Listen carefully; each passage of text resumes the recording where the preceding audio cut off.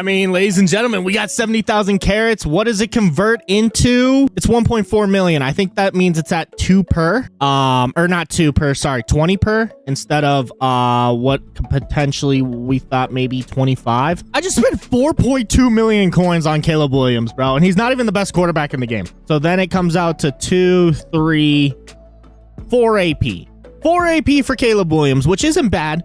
He's got pass lead elite. He's got run and gun. Again, the only thing he doesn't have is like some sort of truz or something like that, which again is why Anthony Richardson is the best quarterback in the game.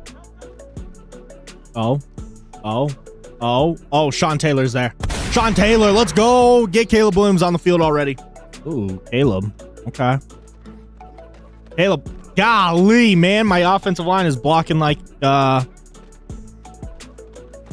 Williams was out here expecting he was going to have a decent offensive line. Hadn't had one all last year. You know, I'm gonna absolutely grind that draft event. And so the videos that are probably gonna come out with that, and Caleb Williams throws a laser. Not really, he was wide open, but we'll still take it. All right, come on, get the stop here, get the stop here, get the stop here, Derek. See what we get here. I mean, worst case, we got Caleb, you know, so I'm chilling. And even, I wish Caleb's card wasn't so expensive. Because I'm not going to lie, I probably would, honestly, right now, I'd probably rock Caleb Williams over Anthony Richardson. Dude, I'm just a big fan of Caleb Williams, man. I really, really like him. Obviously, guys, I like Jaden Daniels more. You know, and once Jaden gets his 99 overall card, and it can at least be, hopefully if Jaden gets a 99 overall, guys, I'm hoping he gets truz. Because if I can get truz on him and all that other stuff, we're going to be so good. And Caleb Williams' price is up to 5 million coins.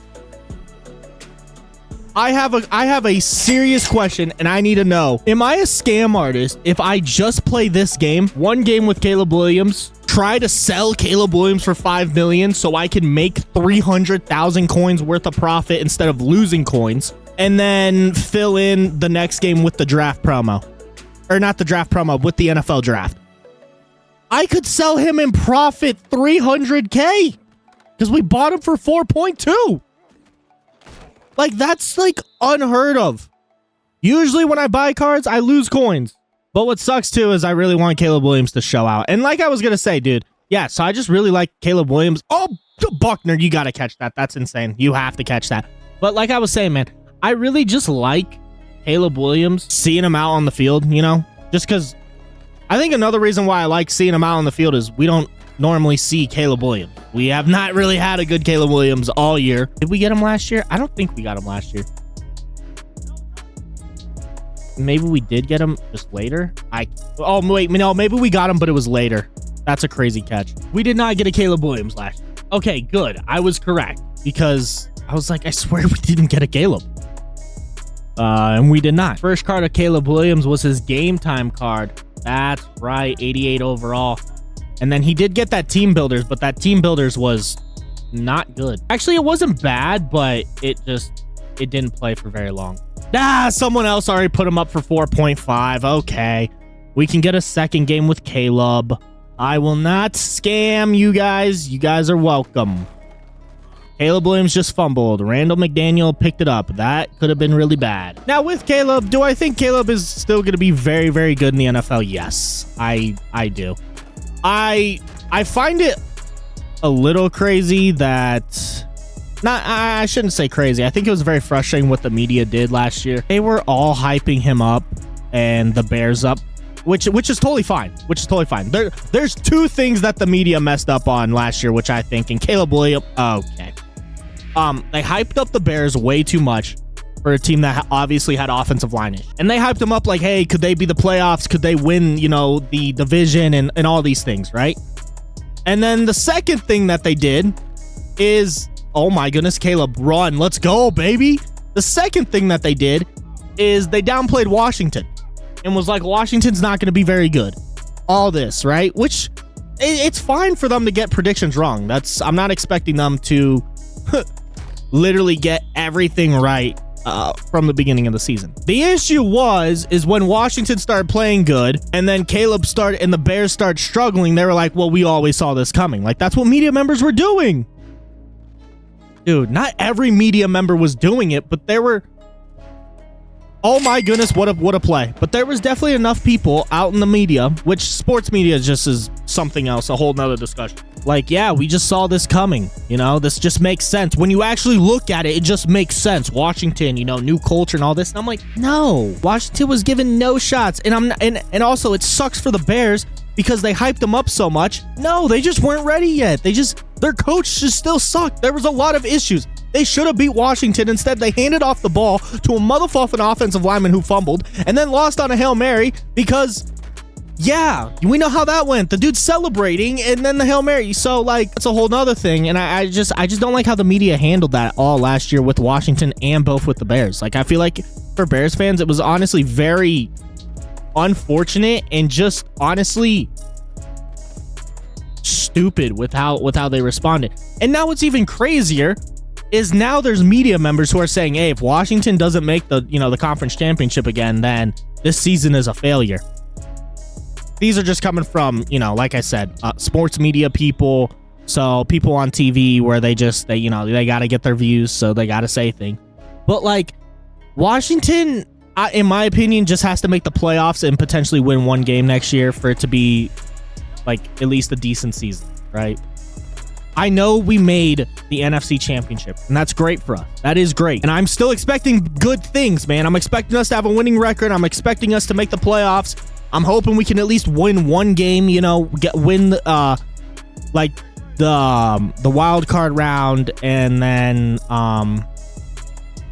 or whatever, or yeah, something like that. You know what I'm saying? But if they don't make the conference championship and they still play well in the playoffs and just lose to a better team, it is what it is. They kind of went way above and beyond, not even just expectations, but like that team achieved. They were like super overachieving, I guess is what I'm trying to say. That's a rookie quarterback. Like, I understand it's crazy. He played great. Now, this isn't anybody on media. This has just been, now what I'm about to say next has not been because of sports media. Oh my goodness, what a throw from Caleb Williams. But what I'm about to say next has nothing to do with sports media, but just people on Twitter and specifically, like some Eagles fans. And they're like, yeah, well, that's called now having expectations. And it's like, yeah, but I don't think Washington's team in general is just good enough to be consistently making conference championships.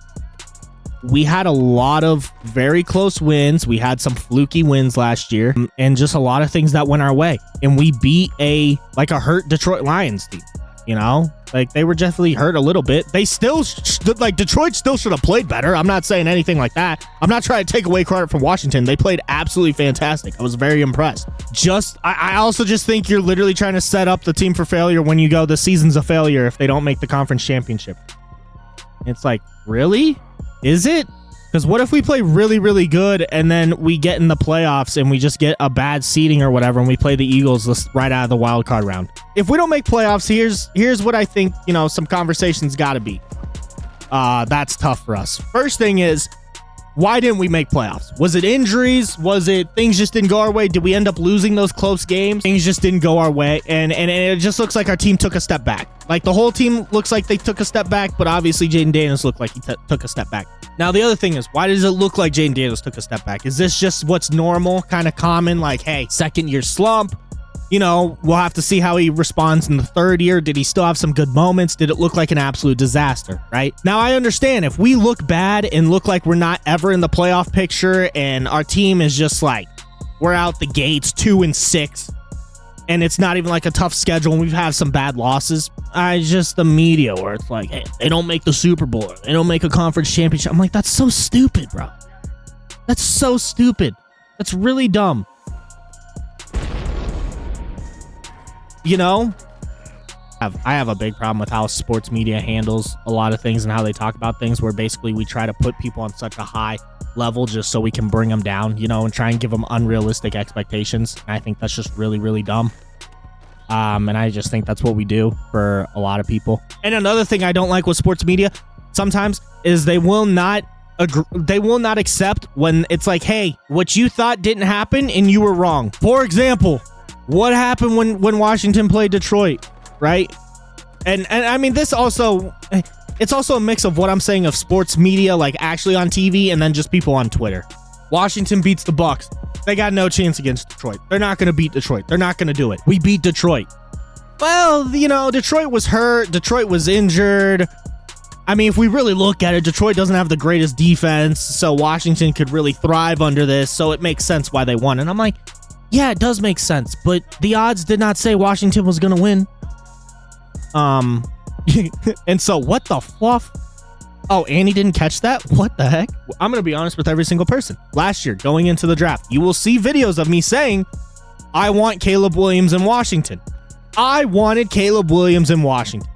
And I was okay with Washington if they were going to trade up to go get Caleb Williams, right? Because I was like, hey, mate, you know, this is at the time the Bears still had Justin Fields. Oh, maybe they're going to keep him, whatever. The second it became very clear that Washington was not going to get Caleb Williams, they were not going to make the trade up. Plus, Caleb, DC guy, like, you know what I'm saying? The second it was like, hey, man, you're not going to get Caleb Williams. It was like, cool. Which quarterback can we take now? Let me look at other options, right? Other thing I was saying is, I don't care who gets drafted, whatever quarterback gets drafted, I'm ordering a shirt of theirs that night. Jaden Daniels got drafted literally that night, pre-ordered, Fanatics, got my draft shirt, you know, or got my Washington shirt for sure. Obviously, once we drafted Jaden, I was like, yo, honestly, like, why can't Jaden be the best quarterback in the draft, you know? And even if we got Caleb, like, it was never a clear guarantee where I'm like, Caleb is obviously going to be the best quarterback in this draft. I feel like that's very accurate of how I felt. And there definitely was a shift from when I was like, we're not getting Caleb, so which quarterback do I need to try and hype myself up about, because I was so hyped in that we're going to get Caleb Williams. So that was the thing. We got Jaden, and I was like, cool. Very happy to get Jaden for sure, you know? I will tell you what camp I was never a part of with Washington was Sam Howell should be our starting quarterback and we should draft Marvin. I don't know how you watched the games and you thought Sam Howell could be a franchise QB. I'm sorry. Maybe he can find a way to make it work. Maybe he can. First off, yeah, you know why Sam Howell has all these throwing yards? Because we're always losing. We have to throw the ball. Sam Howell could potentially go be a franchise QB for some franchise. Just didn't want it to be for mine. And it's nothing against Sam Howell. I actually do think Sam Howell did like play well. You know, when you have a chance to get either, you know, Jaden Daniels, Drake May, two of those guys, I was like, they're definitely better than Sam Howell. So, you know what Sam Howell was kind of like, not to the extent, Russell Westbrook right now for the Denver Nuggets, which someone on Twitter, I think his name is Kofi, made a great point. Russell Westbrook is like a mystery box of Mario Kart. You don't know what you're going to get. It's either great or it's really bad. That was exactly what it was like watching Sam Howell sometimes, man. No, I think they upgraded him. No. Oh my goodness. What did they do to my glorious Anthony Richardson? Hold on. Oh, they just updated it literally mid-game. What did they do to Anthony Richardson? So it's really not that big of a deal. Oh wait, no, that's only 5. Okay, so I think the main thing I'll have to do is get better wide receivers for sure. Yeah, that's just what we can do. So that's not that big of a deal. Okay, Anthony Richardson's still very goated. We're fine. All right, we got Caleb Williams. Let's get it, baby. Come on, Caleb. Oh, what a throw. R1 should be open. Let's go, Julio. Nice. Oh, Julio. He's gonna be blitzing, but I'm hoping we're okay. Oh my goodness, I think we burned him with Scary Terry. Need that. Let's go.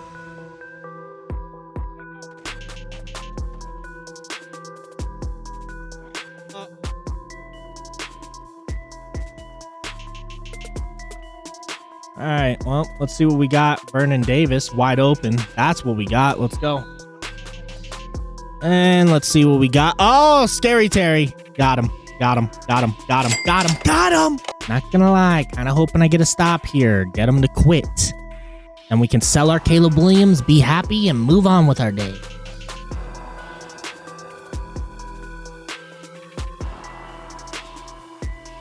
And I just got cooked by a post route again. Okay, never mind. Oh, I love this, having 2 film studies on the field, because 1 is not enough. That's tech. That is crazy. Oh, Derrick Henry. I think Derrick Henry just cooked him. Yup. Touchdown. Okay. Up.